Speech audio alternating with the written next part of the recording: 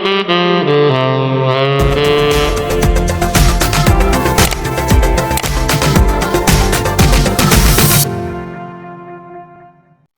guys! Hello mga kalingap! Hello po mga ka-EDC! Eto, ano na nga ba ang update kay Kalingap Edu at kay Viancy? At eto guys, kahit malayo sila sa isa't isa, masayang masaya po ang kanilang puso. Sa katunayan, miss na nga po nila ang isa't isa. Yan guys ang ating topic at sa videong ito, mapapanood nga natin ang kaganapan kung ano na nga ba ang kalagayan ni Papa Eds habang siya'y nasa Hong Kong at si Viancy na naiwan sa Pilipinas. Ating alamin na tunghayan sa videong ito, sa vlog na ito. Pero bago tayo magpatuloy, ako po sa inyo'y bumabati ng isang magandang umaga, magandang gabi, saan man dako kayo naroroon. Alam kong yung iba ay busy sa mga gawain. Ano po, yung iba ay busy na sa pagluluto o ano pa man. Nasa Pilipinas man kayo o nasa ibang bansa. Ayan, lagi kong hinihiling na sana nga po ay maayos sa inyong kalagayan, nasa maganda kayong kalagayan. Shout out sa solid supporters ng Love Team na EDC. Shout out po sa buong team Team Kalingap, and of course sa mga kasamahan ko dyan sa Karepa Kalingap Reactor Partner. Mega love shout out kay Kuya Val, kay Ate Edna Vlogs, kay Kalingap Rob, and Badam Chaki Tapia.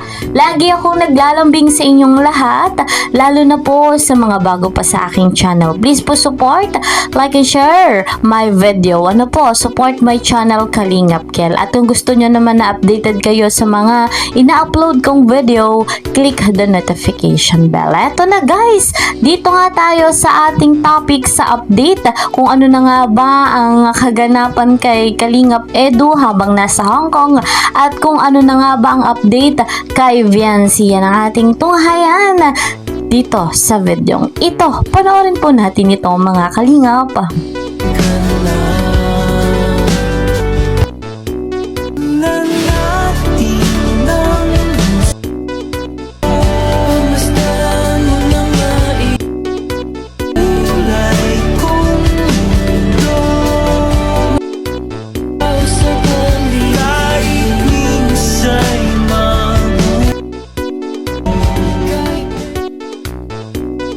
Yay! Malaking gulo ito. Malaking gulo ito. Ayun na po si Dr. Ram. Pwede naman ito bro. Bro, pwede naman ito. So ayun guys, masayang masaya si Papa Eds na nasa Hong Kong. Talagang enjoy na enjoy. Mainit ang pagtanggap ng mga solid supporters ng Team Kalingap. Ano po, maraming salamat sa mga taga Hong Kong na patuloy na minamahal si Kalingap Edu. Bagamat hindi kasama si Viancy dahil busy nga po sa kanyang school, talagang patuloy na may nagmamahal pa rin po sa Love Team na EDC. Tayo po yan, syempre naman, at sa mga taga Hong Kong. And eto guys, ano na nga bang update kay Viancy? Paalam natin na nagka-problema nga po doon sa kanilang tahanan. Kung ano po yan ay ating panoorin. Credit to the owner of this video, Kuya Val Santos Matubang. Yung palang gitna ang ano? Kitang-kita naman eh. Kitang-kita naman nasa tubig yung... Dapat may dala kang tubig, itirinay natin kung talagang nakatingin yung tubig. May ipulan, no? Tingnan mo. Ay. Ano yan? Pero gaya yan o. Umangat na. Doon o, umangat. Baka nga ako, gaganito lang layo niya. Yan pa, ano yan. Hindi, kahit umabot pa siya dito at babalik ang tubig. Bumabalik pala. Hindi nakaano talaga dito, iangat ito. I-try mo nga gumulong dyan. I-try mo nga gumulong kung magugulong ka. Ay. I-try mo nga gumulong. Oh. Ayun. Ayaw mo gumalaw. Babalik naman ako. Ayaw magagalit sa akin si Matt dito. Ba't ganyan? Angat natin na yan. Angat pala yan. So, anong gagawin dyan? Kaya nga, natalagay lahat, no? Baklas talaga to. Baklas lahat?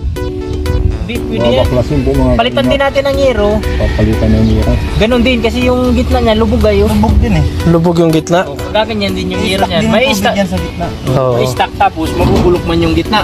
Bulok na. Tutulo na din yan. Ibig sabihin talagang ano yan, itataas mo. Kaya ganun ito. Yan nga talaga yung lahat. Ano, di ba ano yan? Yung Traces. Dali yung nga dyan. trusses ba yan o simento na yan talaga? Trusses? Traces yan. Hindi na pwede walang traces. Ito, naka-traces ko kay may sanipa man oh. Kung may semento to, wala na tong sanipa. Diretso na. Bakit ganito yung pagkabubong niya? Dapat gano'n no, sa kay Dr. Lab oh. Yan. Wala talagang sadas yan. Eh no, video, dapat ganyan. Oo. Magaling yung pagkagawa dyan. Ito kasi pantay eh, parang pantay ano? Parang islap. Inislaban pala ito. Pwede. Talagang tutulo talaga. Ay ka. Tignan mo. Pag daloy ng tubig, diretso. Balik yung tubig, dito ang stock, kaya dito ang kalawang. Kahit Oo. na, kahit dito. Ang kalawangin dito kasi pagdating doon, hindi naman natin ang yero. Papalitan ng yero. Ganon din kasi yung gitna niya lubog ayo. Lubog din eh. Lubog yung gitna. Gaganyan din yung yero niyan. Din ang May tubig stock. yan sa gitna. Oo. May stock tapos mabubulok man yung gitna. Bulok na. Tutulo na din yan.